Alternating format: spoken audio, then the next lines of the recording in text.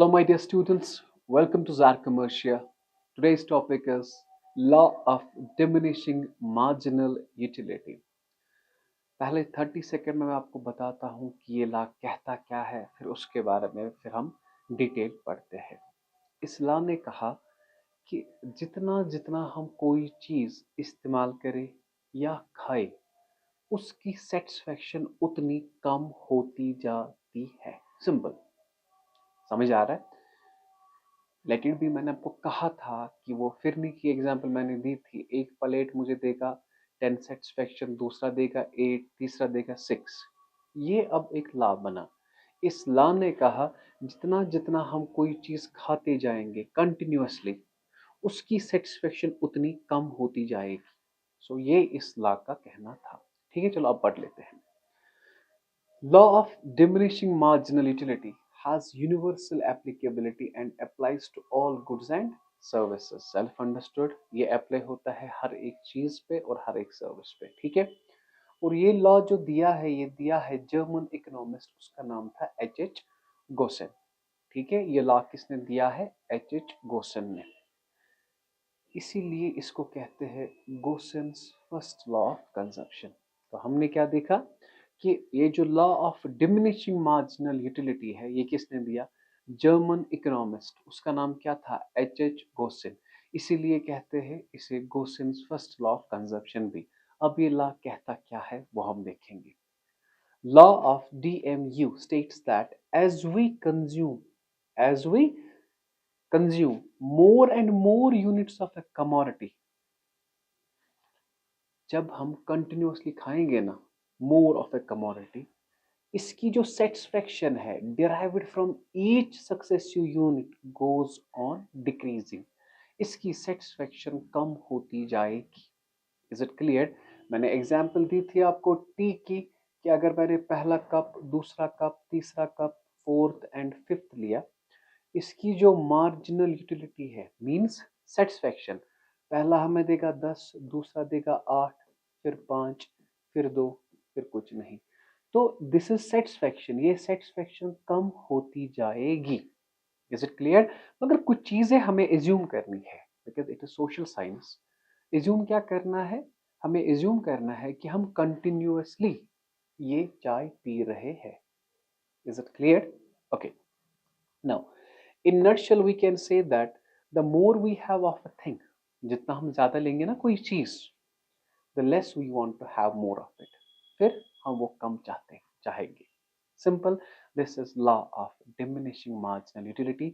इसने कहा कि अगर हम कंटिन्यूअसली कोई चीज खाएंगे तो उसकी सेटिस्फेक्शन कम होती जाएगी। चलो अब हम इसे डिटेल में पढ़ लेते हैं एक एग्जाम्पल के साथ। देखो, ये एग्जाम्पल्स मैंने आपको यहाँ पे रखी ताकि आपको समझ आएगी। Say a man is hungry, ठीक? He starts eating pieces of bread one after the other. Is it clear? The first toast gives him great pleasure or satisfaction and he gets very utility from it. इसे भूख लगी है इस इंसान को, समझना बेटा जी। इसे जब भूख लगी है तो इसने जब पहला लूफ ले लिया, समझ आ रहा है? ठीक है, तो इसे बहुत सेटिस्फेक्शन मिली। तो इट मींस पहले जब इसने कंज्यूम किया ना तो इसे सेटिस्फेक्शन ज्यादा मिली। ये यही कह रहा है। ठीक है, अब इसने एक खाया, सेटिस्फेक्शन मिली, अब इसकी भूख मिट गई। Having eaten the first toast, he will not remain so hungry. अब ये उतना भूखा नहीं है। Therefore, the second toast would yield him less satisfaction. इसके बाद इसे सेटिस्फेक्शन मिलेगी, मगर इतनी नहीं मिलेगी। यहाँ पे ज्यादा मिल रही है और यहाँ पे कम मिल रही है, क्योंकि पहले ये भूखा था, उस वक्त उसकी सेटिस्फेक्शन जब इसने खाया तो सेटिस्फेक्शन ज्यादा मिली। अब ये उतना भूखा नहीं है, भूखा तो है, उतना भूखा नहीं है। Is it clear? अब इसे कम सेटिस्फेक्शन मिल रही है। The satisfaction of the third will be less than that of the third and will be less than of the second one. Thus, the utility obtained from the successive toast of bread goes on diminishing. ऐसे ही ये कम होती जाएगी। एक point आएगा जहां पे ए इंसान कहेगा इनफ, अब मुझे और रोटी नहीं चाहिए, अब रोटी ही कहे आप, ठीक है। और उस पॉइंट को हम कहते हैं पॉइंट ऑफ सैटिस्फैक्शन। परसों मैंने दिखाया था ये आपको मार्जिनल यूटिलिटी में। Is it clear? समझ आ रहा है? तो ये चीज, हाँ, अगर ये कंजप्शन और करेगा ना, इसके बाद और खाएगा, उसने कहा कि नहीं मेरा पेट भर गया, तो ये बीमार हो जाएगा, तो उसे आप कहते हैं नेगेटिव यूटिलिटी या डिस यूटिलिटी। तो ये था law of diminishing marginal utility, जिसने कहा जितना ज्यादा कोई चीज हम खाएंगे उसकी यूटिलिटी उतनी ही कम होती जाएगी। Is it clear? और मैंने ये एग्जांपल दी खाने की, ठीक है। ओके, नाउ अगर हम डायग्रामेटिकली ये दिखाएंगे ना, ये यही मैंने वो चीज दिखाई थी, ये एप्पल 1 2 3 4 5 6 MU सेटिस्फेक्शन कितनी मिलती है? 10 8 5 2 फिर 0 फिर 3।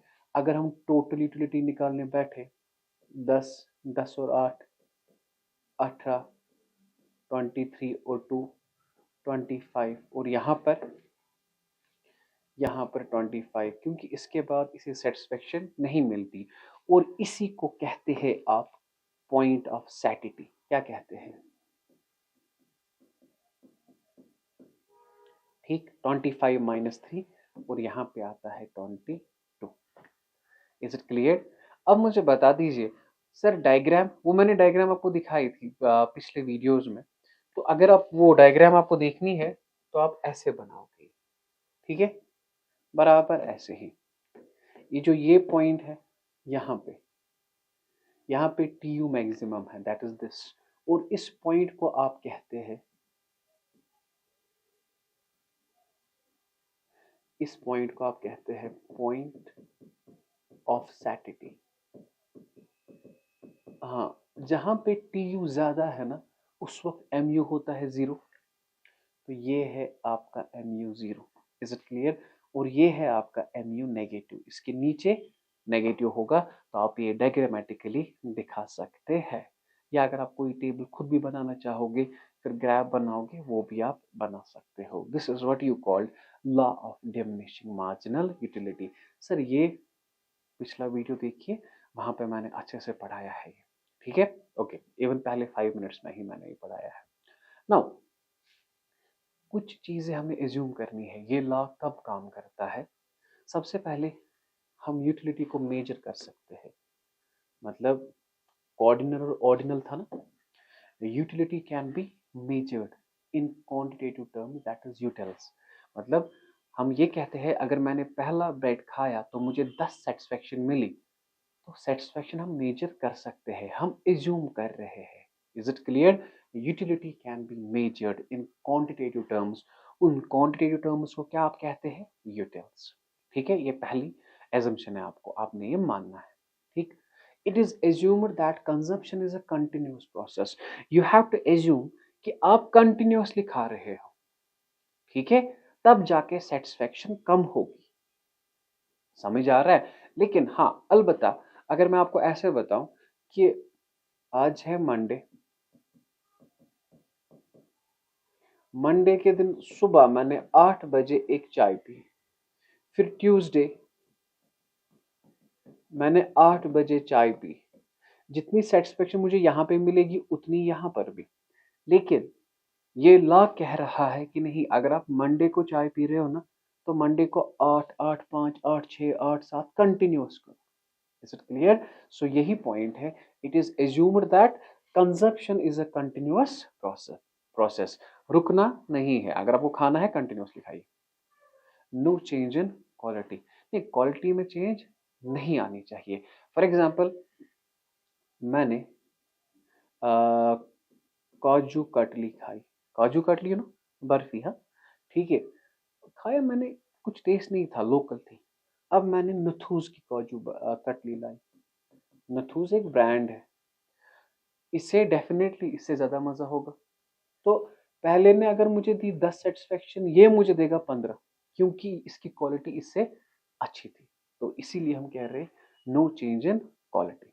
And the fourth one is rational consumer. Rational consumer वो होता है one who thinks what is good and what is bad. समझ आ रहा है? ये आपकी एजम्पशंस है, ये जरूरी आपने लिखना है, ठीक है, तो ये था आपका law of DFU, law of diminishing marginal utility. लेकिन इसके साथ एक और क्वेश्चन है, एक्सेप्शंस या लिमिटेशंस टू द लॉ। ये लॉ कब काम नहीं करता है? समझ आ रहा है? ये लॉ कब काम नहीं करता है? तो सबसे पहले अगर हम कहेंगे इनिशियल यूनिट्स, फॉर एग्जाम्पल मैंने कहा किसी को मुझे ये दीजिए, काजू कतली ही दीजिए, उसने मुझे इतना सा दिया, समझ आ रहा है? सो इतने से मेरी सेटिस्फेक्शन एक की मिलेगी। फिर उसके बाद कहा कि नहीं मैं मजाक कर रहा था, ये लो आप अपनी काजू कतली, इसने मुझे फिर इतना दिया, तो यहाँ पे मुझे इससे इतनी मिली, और जब मैंने इतना खाया तो मुझे 10 सेटिस्फेक्शन मिली। सर जरा पढ़ाइए अच्छे से। When the initial units of a commodity are used in very small and less than the appropriate quantity, जब हमने इसे इस्तेमाल कम किया, then the MU means satisfaction from the additional unit of that commodity goes on increasing and the law may not operate. इसने मुझे इतने ने इतनी ही दी और इतने ने मुझे इतनी satisfaction they the. Is it clear? So initial unit जब आप कम खाओगे ना तो वो उतनी सेटिस्फेक्शन नहीं देगी, तब ये लॉ फेल होता है, क्योंकि दूसरे ने आपकी सेटिस्फेक्शन बढ़ा दी। लॉ क्या कहता है कि दूसरा जो है वो कम, उसकी सेटिस्फेक्शन कम होगी। ओके, सेकेंड वन इज, देखिए ये यहाँ पे ज्यादा ऑपरेट हम नहीं करते क्योंकि हमें इन चीजों का शौक ही नहीं है। उससे पूछो जिससे इन चीजों का शौक होता है, रेयर कॉइन्स, मतलब जो antiques. The law does not apply to rare and curious things like old coins, purani coins, rare paintings, and rare antiques. Collection of more and more unit of such things give more and more satisfaction to the collector. देखिए जिससे इन चीजों का शौक होता है ना, जितना जितना वो कलेक्ट करेगा ना उतना ज्यादा वो सेटिस्फाई होगा, उतना ज्यादा वो सेटिस्फाई होगा। इट मीन्स लॉ ऑपरेट नहीं करता है। लॉ क्या कह रहा है? जितना आप ज्यादा खाओगे उतनी सेटिस्फेक्शन कम। अब जितना आप ये ज्यादा इस्तेमाल करोगे ज्यादा पाओगे, उतनी आपकी सेटिस्फेक्शन ज्यादा। तो यही तो क्वेश्चन है ना, हो गए दो। थर्ड वन, मुझे पीने का शौक नहीं, पीता हूं गम बुलाने को। ठीक है ये जब ये पहला पीता है, ठीक, पहली विस्की, दूसरी, तीसरी, ये फिर कहता है कंटिन्यूसली मुझे दे दो, क्योंकि इसे पता नहीं ये तो होश में नहीं है।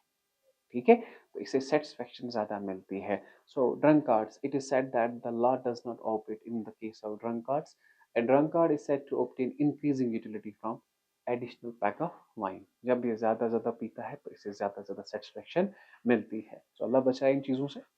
चले, now the fourth one is माइजर। माइजर means कंजूस। वो चाहता है कि मेरे पास ज्यादा ज्यादा ज्यादा से ज्यादा पैसा हो।